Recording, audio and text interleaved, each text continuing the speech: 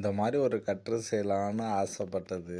அதுக்காக சொந்த தேக்கே அறுத்து, சரி நம்மளால் முடிஞ்ச அளவுக்கு அந்த மாதிரி பண்ண முடியுமான்னு ட்ரை தான் பண்ணேன். எனக்கு தெரியும் முன்னாடியே அந்த மாதிரிலாம் பண்ண முடியாதுன்னு.